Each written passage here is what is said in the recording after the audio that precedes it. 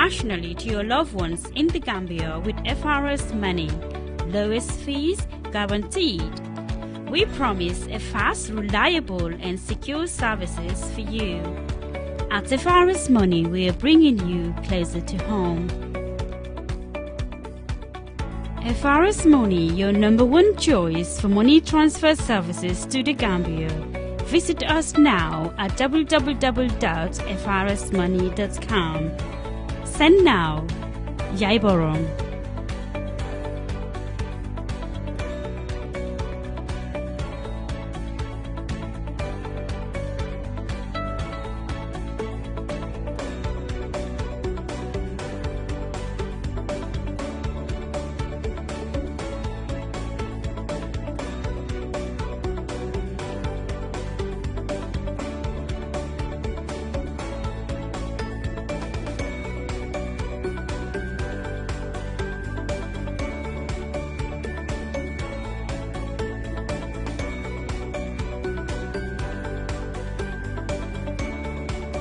Good morning and a very warm welcome for the first edition of the Face to Face with Ismaila here on Voice Out Digital, your Pan-African news outlet.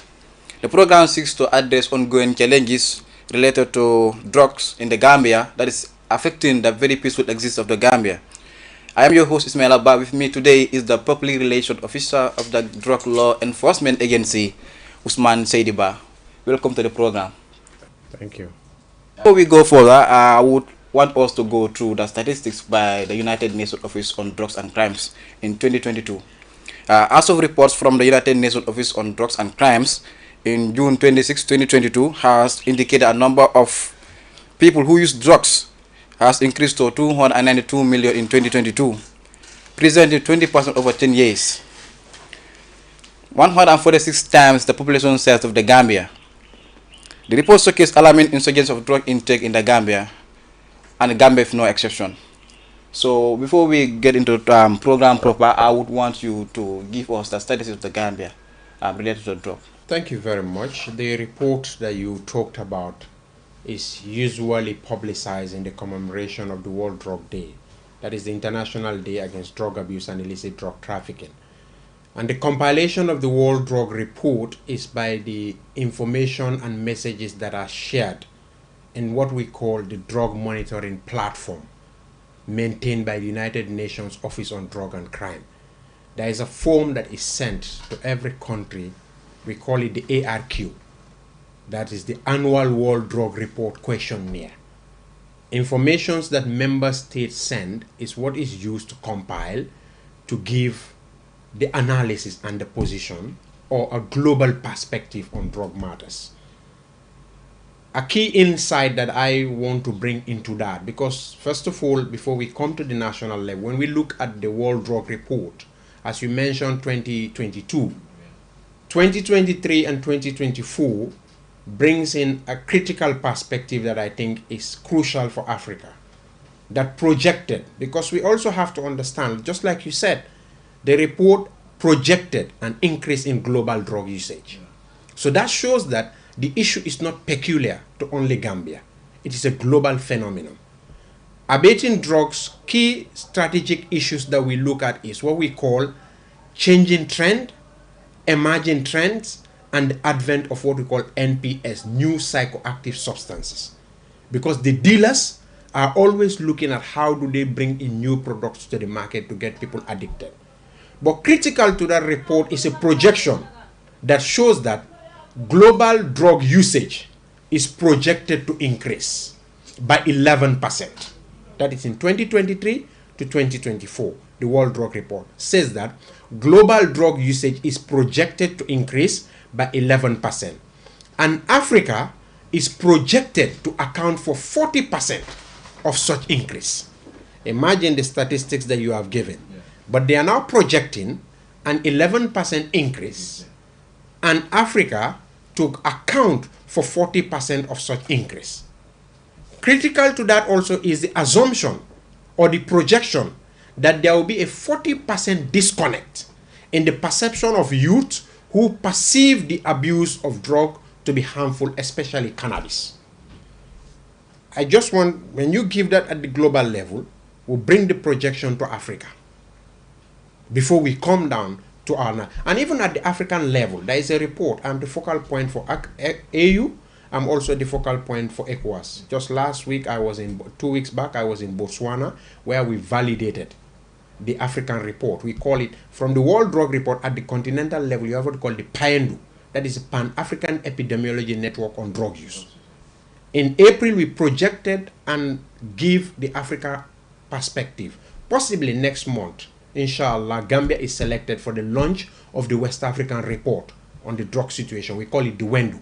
That is the West African Epidemiology Network on Drug Use. So at the continental level, there is a report that we call PANDU. At the regional level, we also have what we call the WENDU, which give a perspective within the West African sub-region. But critical, as I said, is that is a worrying trend to show that Africa will account for 40%.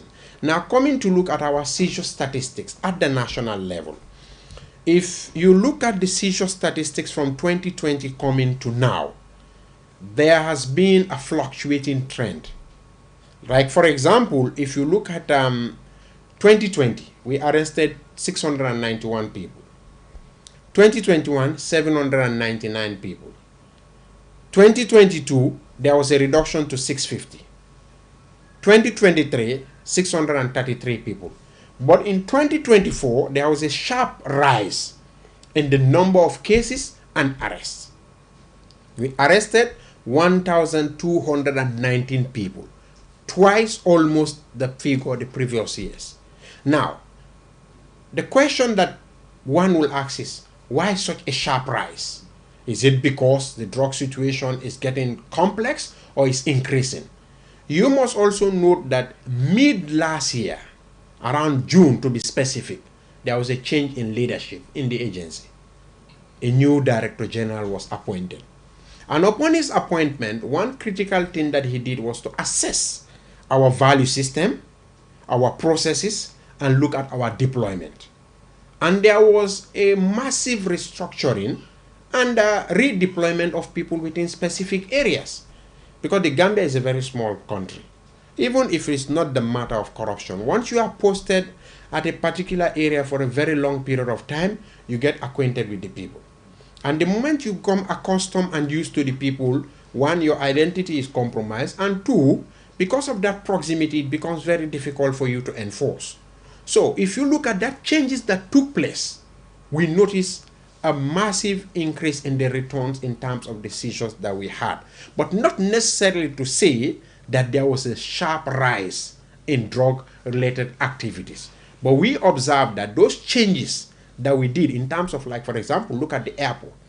The structuring that we did there resulted in massive interdiction of drugs at the airport. Some of the drug seized came from Belgium. Some came from America. Some came from Switzerland. And these are countries with even much advanced, we all know, technology, narcotic detection equipment, training, and logistics than us. You look also at the border entry point at Andalai. There was a lot of interception that took place there. And equally also, we also did some operations within the West Coast region, especially within the Fonyi Belt. We were able to destroy about 2 massive farms. So in essence, if you look at the seizure statistics, there have been a fluctuating trend, but last year, there was a sharp rise in terms of the number of people. Now, from these statistics, if you look at them, majority are male. There's a very limited number of female arrested, but this does not necessarily show that females are not involved in drug-related activities. Like, I'll take as an example 2024. Out of the 1,219 people, 1,203 were male and 16 were female. Now, if you look at the nationality of these people, 1,024 are Gambians and the remaining 195 are foreign nationals. But among these, Senegalese and Sierra Leoneans form the majority. 78 were Senegalese, 57 were Sierra Leoneans, 25 were Nigerians, 7 Conakry Guinean nationals, Bissau national, 9 Portuguese cases at the airport, 5 British nationals, 4 Americans, 5 Malians, 1 Zimbabwean, 1 Ghanaian, 1 Moroccan, 1 Pakistani, 1 Ivorian, and 1 Egyptian national. So this shows the combination of the various nationals that were arrested.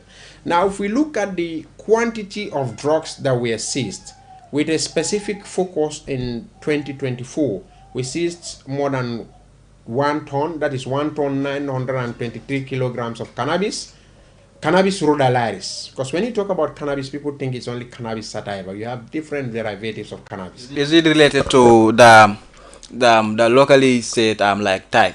This is what I'm saying. But when you say Thai, we try to bunch all of them. But cannabis itself has different types. You have the cannabis sativa. You have the cannabis rudalaris, which most people call skunk. You also have the cannabis resin, which is hashish, and the most potent type is the Moroccan hashish. You have even the kush. What people don't know is cannabis indica. Most have never seen it. It's just like cannabis. But the thing is the mixture and the combination of other drugs that are put in it. So here, if you look at this breakdown, cannabis sativa, we seized 1 ton, 923 kilograms, 896 grams, 581 milligrams. If you go to cannabis rudalaris, the skunk, we seized 48 kilograms, 106 grams, 670 milligrams. You go to the hashish, about 14 kilograms, more than 14 kilograms. Cannabis plantation, there was a very sharp rise. I told you of some of the operations that we did within Fonyi. We seized 2 tons, 254 kilograms, 392 grams of cannabis plantation. But these were all operations where they were operated from the farm. Cocaine, 123 kilograms and some other quantity. And then if you go to mostly the controlled drugs, we seized ecstasy, for example, 104,936,000 pills of ecstasy. It is a record seizure. It has never happened. The biggest seizure of it was around 40-something thousand that were seized that came from India. The other one involved some Nigerian nationals, and the other one involved a Gambian national at the airport. This year, even early this year, we seized more than 128,000 pills. So these ecstasy are highly potent drugs. They are controlled drugs. They are in the form of tablet. You hear some of them call them gao. Yeah, so these pills. You also seized methamphetamine pills that were more than 18,000 pills. But another interesting trend that we are observing is this synthetic cannabis. So what do you mean by synthetic? For our viewers who this is what I'm saying. When we say synthetic cannabis, you know, I told you about the other forms of cannabis. These are artificial cannabis that have been modified with different chemical substances. You have these cannabis gummies. But the interesting part, as I said, they are these synthetic forms that are modified, making use of artificial chemicals that are added to them. Right? They are artificially inseminated. They were not regularly seized in the past, but now we are seizing a lot of them. So in essence, and in a summary, to give you a perspective about the seizures that we effected, you can notice that there was a sharp rise in the total number of people that were arrested, and there was also a significant rise in the quantities of controlled drugs that we arrested in terms of the seizure statistics. Yeah, like can you just give us, like, within the past 3 months this year, 2025, how many amount of drug that has been seized with from the drug law enforcement agency during your raids? The quantity of drugs that are seized, I cannot equate them because these are provided to with the raid office, and this is why what we do is, if you monitor our page, I try to give weekly statistics. Because the statistics are with the raid office. If I had got the earlier notice, we will have tried to see how they compile them.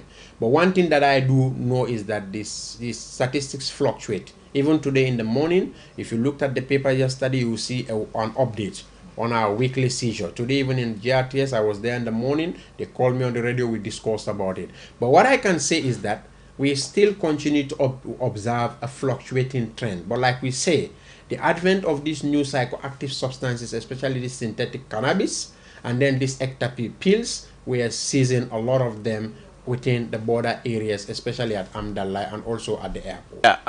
If you look at drug, it is indeed affecting the very peaceful existence, the well-being of the individuals. At the same time, also putting too much burdens on government purchasing drugs to make sure that the people that have been affected by psychosocial substances are healed. So what can you tell us about the impact of taking illicit drugs? First of all, we look at drugs. When we talk about drugs, we're talking about natural, synthetic, and or semi-synthetic substances which, when wrongly administered, have an effect on the central nervous system. And as a human being, we know the role of a central nervous system.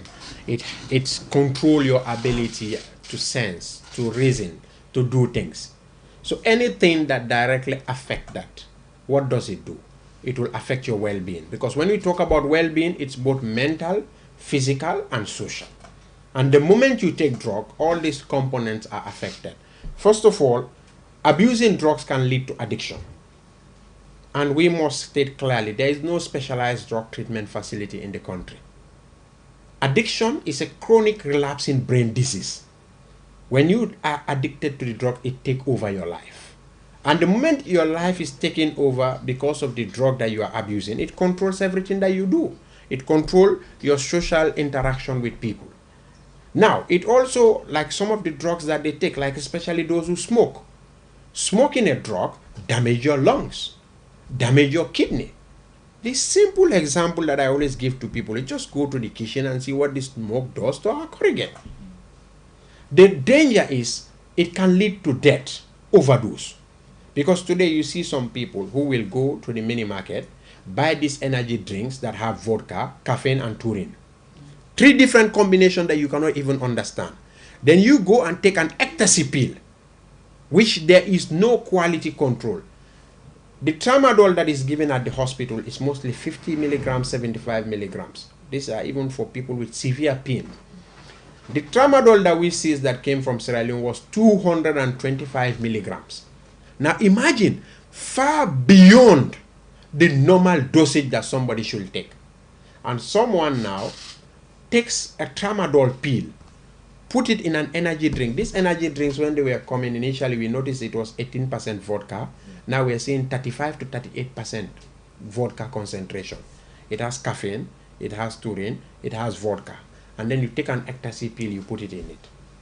At the same time, you sit down, you take your cannabis, or sometimes now you see most of the people who smoke the shisha, they even sometimes use this hashish balls or the crack balls and put them on it, and you see that can lead to an overdose because the brain and the body itself has a maximum capacity as to what it can accommodate. So that in itself can lead to overdose. Thirdly, also, you could be someone who has a mental condition, like for example schizophrenia. You go and take a particular type of drug, it can trigger it. So in essence, the effect of a drug is 1, on the individual, his physical well-being. Your health, it can affect it. 2, your social interaction with people, whether it's your family, whether it's your relative, whether it's your school life, it can affect it. Your mental well-being, it can lead to what we call DIP, drug-induced psychosis, like I gave the example of schizophrenia. It can affect your education. How many students have dropped out from school because they turned into the life of abusing drugs? How many athletes had huge potential, but they could not realize or actualize that because they found themselves in the wrong setting and got involved in drugs? So the effect of drugs is not just on the physical component on the health of the person, but it can even have an impact on their career, on their well-being, on their growth, and even on their dreams. Even if you look at the last 2022 or 2020, if I could recall, the report reported by Tanga, most of their patients are induced drug psychosis, if I could recall. So, like you have mentioned, we have some. You said some people sometimes use pills and put inside the cans like these Coca-Colas and so on, in order to like be smart enough not to avoid being detected by the drug law enforcement agency. So, as a department, do you have any new strategies to make sure that those people who are using those kind of ways to avoid being caught? Very well. As an institution, first of all, we have our drug control strategy. That's our National Drug Control Master Plan. That gives general direction to what we do. Secondly, you have the Drug Control Act, which is the law. But in terms of strategic initiatives to control the drug situation, yes, we do. And that's why we have different departments. That's why we have our Intelligence Directorate. And this is why we have our Operation Directorate. And with the restructuring that I told you about last year, we also created a special directorate for what we call border safety and security, because the drugs enter through somewhere. You have to be able to have our borders. So yes, we have those strategies. And we also try to gather a lot of information, because first of all, the seizures that you do, to some is an information, but to us, it's not just an information. We take this information and we analyze it.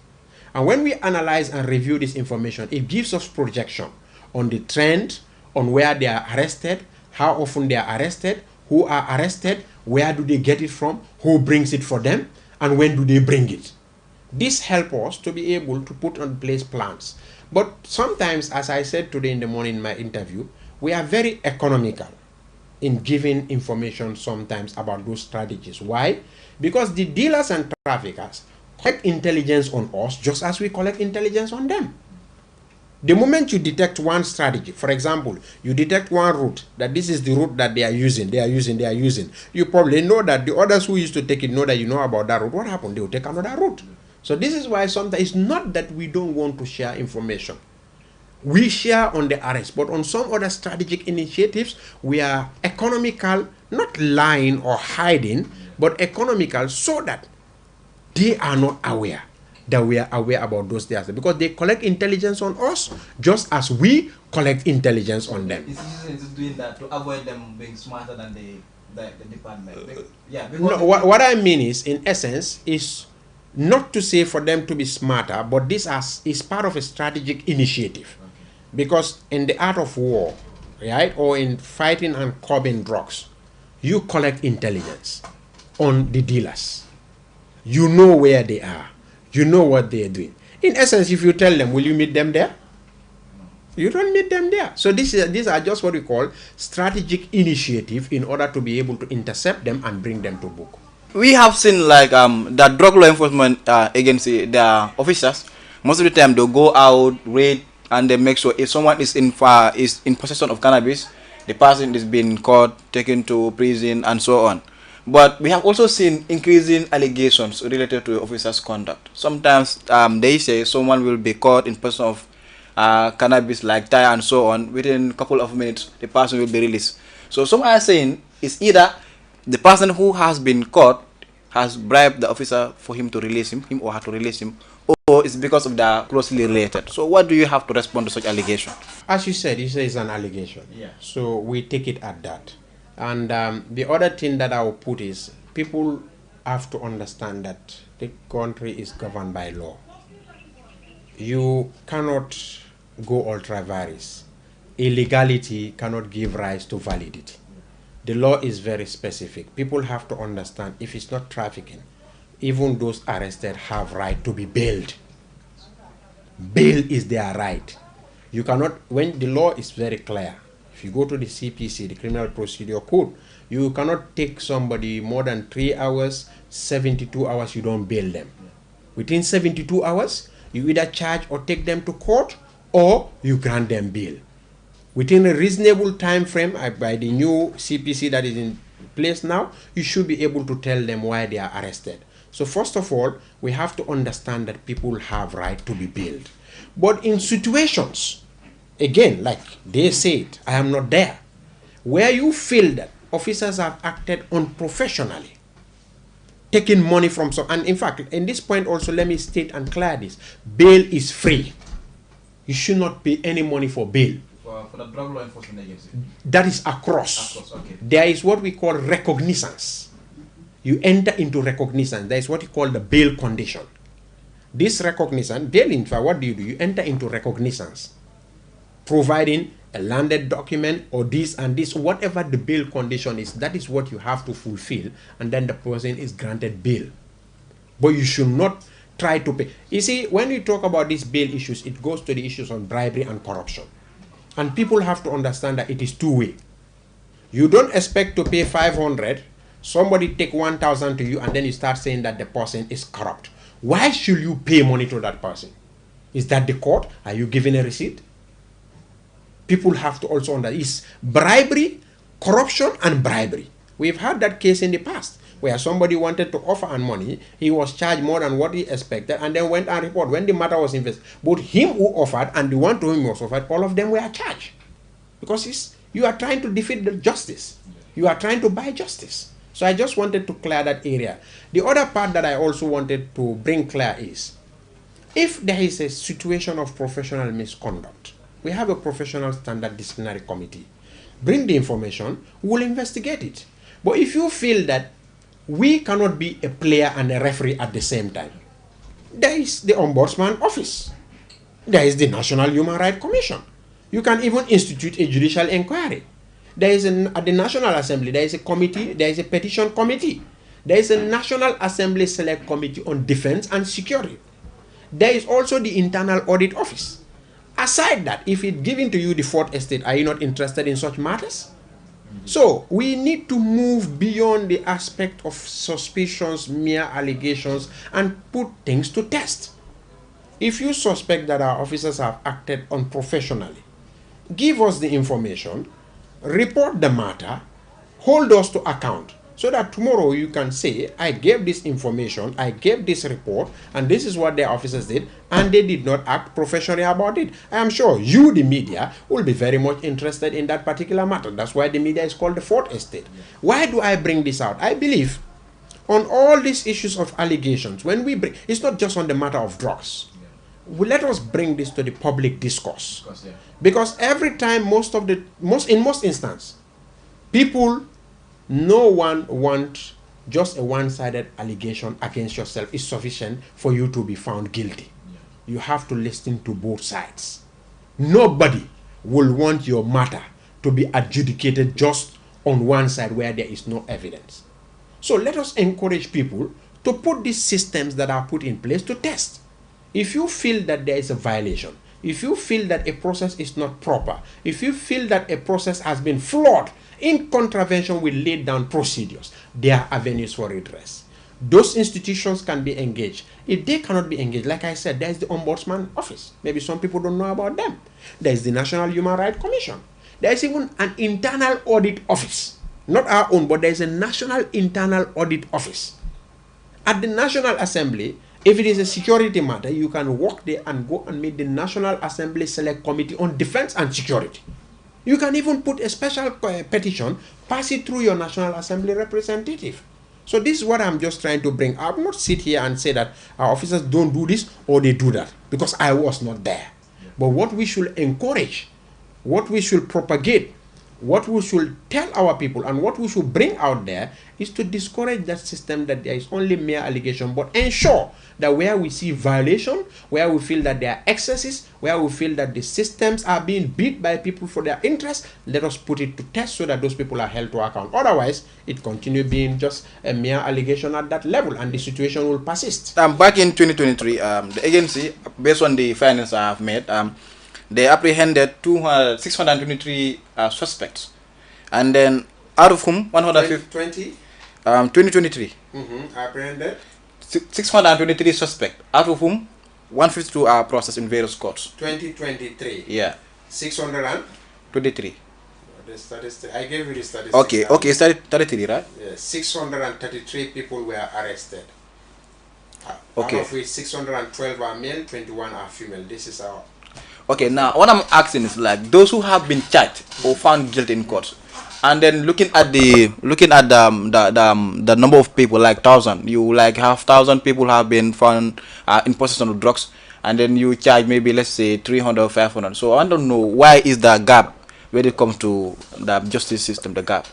First of all, let's put some facts around. There are no particular year that 1,000 is arrested, with the exception of last year. But cumulatively, it can go to that. And I think this also has to help people to understand the law. Because when we look at these figures, we also have to look at the laws around these figures. Why don't we arrest people for alcohol, for example? By all definition, it's a substance. Yeah. Because we don't have the mandate. Is that not so? Yeah. We also have to understand the criminal justice system. You don't just arrest somebody and take him to mile 2. There are processes that you'd have to go through. For example, when you arrest somebody, you have to build a case file. You have to make an investigation. And if you look at the Drug Control Act, we have what we call post-seizure measures. And this is why sometimes when, like you mentioned initially, people see people arrested and then they are bailed. When you arrest somebody, that's why if you see, you look at all our write-up, we say arrested with suspected cannabis, suspected cocaine. Yeah. Most of the time, take note, why do we use that word? Why don't we say cocaine? Because by the act, that substance that is seized from that person has to be taken to the lab and analyzed. And when it's analyzed, an analytical report has to be issued. And not only should it be analyzed, it also has to be weighed. And a weighman certificate indicating both the gross and the net weight has to be issued. After all this is done, investigation is completed, a case file is built. This complete case file, from the station where it comes, they have to minute. When they minute it, it goes through the SO, the OC, the commissioner, go to the commissioner operation, go to the director operation. Each of them making their observation. If they notice anything, like for example, the statement, you know, the way the case file are, or the investigation, there is something they left out, they can refer back to them, do X, Y, Z. You have to understand that these are processes. It's just like your journalistic. You didn't just come here. You did your research. This is why you are asking these things. So now, because we have to clear these things for people to understand, because you are asking why the arrest will be more, but the returns will be less. Yeah. So we have to start from somewhere. We don't just go to the court. We have to start somewhere and see how the process goes. So when it comes, it goes to the DG and it's authorized for prosecution. When it's authorized for prosecution, a prosecutor is assigned and then the matter is filed in court. The judiciary is independent. We don't have control over the judiciary. There are times even we have our cases, we lose them. We, by all circumstance and fact, we feel that it's a case that we should have won. But what do? We only appeal. There was a time, because of this backlog of cases, we engaged the judiciary. They even created a special narcotic court. To an extent now that even magistrate courts are hearing, almost all the magistrate courts are hearing drug cases. So what people have to understand is that some cases are quick. You come, the person plead guilty, done. But some are there, the cases go over time. So in essence, the reason why you will see, like for example now, let me give you here, you look at our returns for 2024, we arrested 1,219 people. The return of prosecution is 207. And what people also have to understand, the return mentioned in this year, it does not mean that that arrest took place that year. So what does it mean? It's a case that will have started, okay, like for example, a case is filed in court in December 2023, and the case is determined in January or February 2024. It reflects in the returns of 2024. Like the weekly that I shared for last week. The weekly that I shared, I mentioned total number of new cases filed in court. You know, these are legal issues that people are doing. Total number of cases, these are the new cases that we brought to the court. Total number of cases determined. It does not mean that those arrests that took place last week, those were the ones who were determined. No. These are cases that were already ongoing in court for which judgment were made. So we have to differentiate these two. Yeah. The returns, yes, even Nigeria, I remember they also have the same challenge. This last meeting that we also faced the same thing. But the judiciary is independent.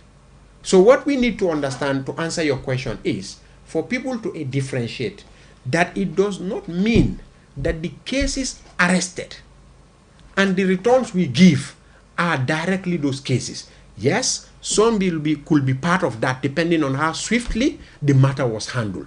But this is something that we're engaging the judiciary because it's also not very economical and also not part of a fair system to the accused persons because they have the right for a speedy and a fair trial to have people remanded in mild for a very long period of time. But to also address this, I think one thing that we are also trying to do is to amend the act so that we have what we call community services for first-time offenders. This is part of initiative in drug control that we call ATI, Alternative to Incarceration. The rehabilitation center, we laid the foundation stone. Most of the people cover it. Yesterday, we were even there to inspect it at a very advanced stage. Hopefully, we are expecting that when that is done, perhaps the number of people who pass through the criminal justice system will be reduced with a focus on the traffickers and dealers.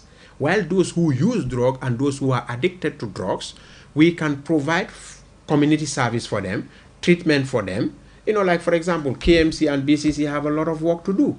So you can have that opportunity to put them through that. But in essence, let us try to differentiate to know that the number of cases arrested as reported within a specific period does not directly, in most instances, have a direct relation with the number of cases that are reported as returns of prosecution. This is only what our prosecutors gave us, that for this week, we have filed this number of cases. That for this week, among the cases that are in court, these are the ones that have been determined. During your introduction, you've mentioned about like the like the raid you've done in Fonyi and other parts of the country, like where people will be planting drugs and then using the borders and so on to make sure that it's in the Gambia to sell. So we have also heard from people like there are certain areas like in North Bank region. My mom is from North Bank, like a place called Ginak. I don't know if you are familiar with that place, Ginak. It is a no-go area for a person in uniform. So that place is mostly an area where most people plant drugs. At the end, if it is ripe, they use either the sea or somewhere to make sure it is in the Gambia or somewhere. So, like, do you have any idea about such? I heard about Ginak. I've not been to Ginak, and the myth you talk about, I've heard, as you said, is just a myth. But if you look at our seizure statistics, you hear the issue of Ginak. But again, let's look at this and look at, you see, we have to understand the strategies that are in place for drug control. There are three key pillars to abating drugs. One is supply suppression. This deals with interdiction and legal processes, arrest. And we have to understand it's not everything about drug control that is arrest. You also have what we call drug demand reduction. That is, most of the time you address me as the PRO. What most people don't know is I'm the PRO and the commissioner overseeing the Directorate of Drug Demand Reduction. So my actual designation is PRO and Commissioner Media Advocacy and Drug Demand Reduction. Drug demand reduction deals with prevention, treatment and care, harm reduction, alternative development, and alternative livelihood.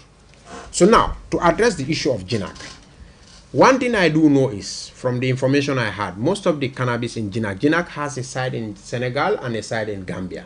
And most of the cannabis from Ginak is not necessarily for the Gambian market. Because some said the area where it's grown is salty, so most of the time it does not come here. That's why if you notice, you see more interdiction of cannabis going this way rather than coming this way. That is one. Two, if you cannot enter the town, you want to put an operational strategy, what do? You set an ambush, mount checkpoint.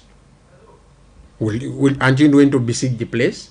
That is the second component. Thirdly, let people understand that yes, operation has been conducted in Fonyi, but where you have an area where there is a massive large-scale cultivation of what you are talking about, the strategic initiative there is what we call alternative livelihood. Because the people see it as a means of living. Yeah. So as a drug demand reduction intervention, what is said is that, first of all, go to the area. We did this sometimes during the last regime, I think it was at an advanced stage, to look at the soil sample. Is it only cannabis that can grow here? Do you have other crops that can be cultivated here? And if they can be cultivated, how can we motivate them to cultivate those other type of crops? So Nigeria, I remember they had this problem. The Japanese government funded, and then they were able to have alternative livelihood for people in a particular area. But the challenge that was there was, when they encouraged these people to cultivate rice, there was no market for it. And you know, there is more money for the cannabis than this other one. You will see a very big rice farm. In the middle, there is a cannabis plantation. So when they engage, you know, development partners are very strategic. Why this?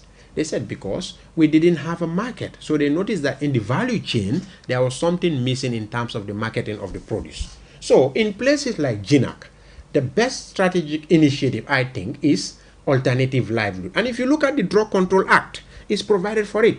Section 15I says, in consultation with the Ministry of Agriculture, look at crops that are being cultivated in which the cultivation of those crops will have an impact. And then look at possible means of alternative crops that can be grown there. So this, even the Drug Control Act, the law that is controlling drug in the Gambia, have a foreseeable understanding that issues like this will arise. So, GINA, yes, I've heard about GINA. We heard about what people say about it, the meat you are talking about. But as I said, issues where massive cultivation is taking place to an extent that is seen as the total and sole means of sustenance for those people, in drug control, the best solution for it is what we call alternative livelihood. Like I said, prevention, drug demand reduction, look at how do you stop people from doing it. Some you cannot stop them, they'll enter into it. What do? You have treatment and rehabilitation. Some are there, you cannot stop them from that level. But what do? You have to have what we call alternative livelihood. Because some people, you've treated them, you've stopped them, but they don't have a means of earning. What do? You need to help them with a job. So that's where alternative development comes in and alternative livelihood. Because that aspect is very important. Because if you look at the employment rate in the Gambia, like if you look at the youth, mostly they are the one who mostly use drugs in the Gambia here. So because of unemployment, according to some people, they prefer to venture into, like, let me say, fast money. What they say, fast money. That's what they say most of the time. So with this alternative, like the rehabilitation center that you are about to build, do you have any plan, like having an area where you train their own skills, entrepreneurship, and so on, to make sure that if they have been discharged, they will not go back to setting up? And if you charge someone for an offense, and later after serving for some time for imprisonment, and later the person went back to town, and the person, he or she, doesn't have somewhere to work, maybe the person may think, okay, since I do not have anything to do, let me go and then do what I have been doing. So do you have any strategy regarding this? If you understanding the treatment programs, there's what we call the continuum of care. It has to be a full continuum. Not continuum, but we call it continuum of care. From intake screening and treatment planning. That is where when people come in, you have to screen them. The site where, to make it short for time, we are trying to look at recreational facilities that we can put in the center. This is what is even the building itself, I can tell you, is already. There are recreational centers, sport facilities that we want to have there. But we don't only want to stop at that. I told you about community services. But we also want, when you come in, when we are screening you, look, did you drop out from school, young one? Why didn't you go to school? How can we get you back to go to school? Were you a carpenter? You were not. But we should be able to serve as that bridge that link them, you understand, to different skills development. You are a carpenter. What do you have a passion for? You are a painter. You go, you do that. But they have to be motivated. How do they have to be motivated? They have to be motivated to ensure that you either go for the treatment and then go for that skill development, or you face your time in jail. Because this is the thing. If you don't give them that motivation, it's not going to be a blanket green card to say do what you want to do. No. So it's a whole package. We are thinking about, one, community service, but we are also thinking about how do we don't have it at the facility, but how do we connect them with the relevant state or other institutions that will be able to enhance their skills in different areas. Just a quick one, because we are running out of time. And in November 2023, like the allegation that has to do with the burning of the seized drug. It has been, it sparked public outcry, saying like they burned the drug that is fake. So on which the ministry also issued a statement saying they will establish an investigative team to make sure that those who are found guilty also, and they will make sure that justice is served. So from that day onwards, no statement has been issued. So how far have you gone? We found it out, first of all, that fact has to be clear, and we reported it to the ministry. And the ministry put up an investigation on that. I'm sure once it's done, and then they will release the statement accordingly, because a panel was instituted to investigate the matter. So a matter that is being investigated, and we are the ones who lodge it, and is being investigated about our processes. You don't expect me to make a comment on that. So let's wait till when the investigation is done, and then they feel that the report has to be issued. I'm sure it will be made public. And then secondly, it's part of your routine, like every year you choose a specific date, you invite the media, and then like you did before, burning seized drugs. So this year, do you have any plan for such? The thing is, it has been yearly, but it should not be yearly. It should be regularly. One thing that we are looking at, we are moving away from open burning of drugs because it has environmental impact. Okay. So we are right now at advanced stage in discussions with NEA. We have already agreed in the concept on the type of incinerator that we have, that we want.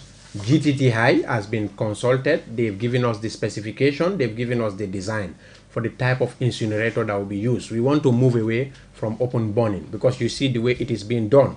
It's not in line with regulations. It's not in line with environmental standard, and the risk of some of the issues that you are talking about when it goes to the open burning that are associated, we want to move away from all that. So right now we are in discussion with NEA. We have even signed an MOU. We put the concept note. Possibly by Friday, a team will meet together and review it. And USET, University of Science and Engineering and Technology, has been contacted for the type of incinerator that we need to destroy the drug. They've looked at the specification. They've given us the design. We are expecting to have the contract from them. Once we have that, timely and regularly, it's not to wait till when the drugs happen. But sometimes some seizures, when they are affected and they are huge, what most countries do is they weigh them, the certificate is there, and it is destroyed. Because the longer you keep it, the higher the risk that is associated with it. So, like, how frequently does the department engage with community and CSO to make sure that the fight for drugs it is scope in the Gambia here? I think that is very evident on our page. We are regularly on that. We have radio talk shows on weekly basis. We go to schools. We are launching drug-free clubs. But again, it's just because of time. But other than that, let's be clear that we cannot do it alone. We want the public to take the leading role. The standard is when it comes to supply suppression, law enforcement will take the lead. When it comes to treatment and rehabilitation, health takes the lead. But when it comes to advocacy and drug demand reduction, CSOs will take the lead.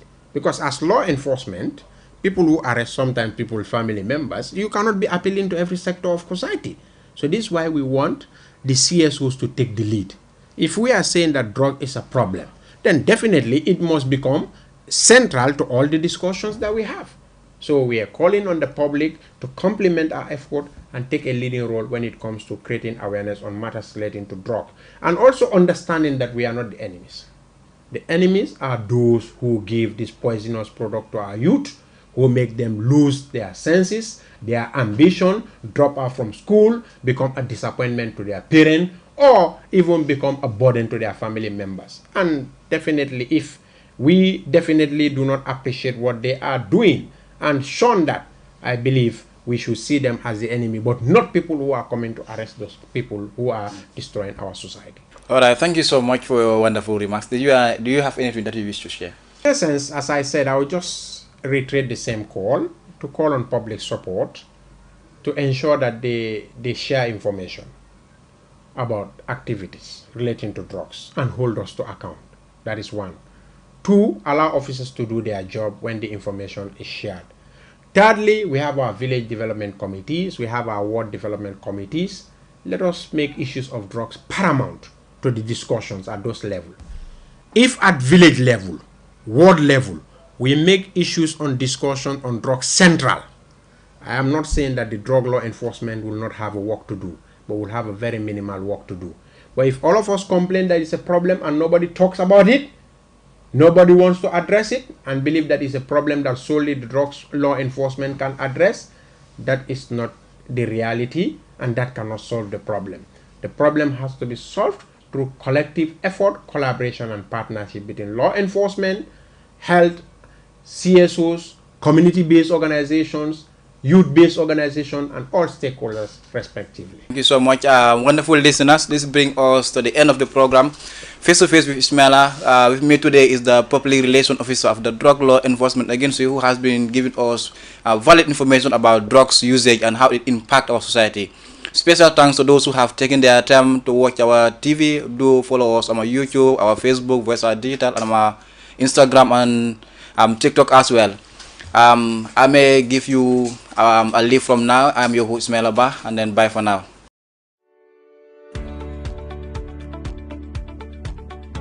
Send money internationally to your loved ones in the Gambia with FRS Money. Lowest fees guaranteed. We promise a fast, reliable, and secure services for you. At FRS Money, we are bringing you closer to home. FRS Money, your #1 choice for money transfer services to the Gambia. Visit us now at www.frsmoney.com. Send now. Yaiborom.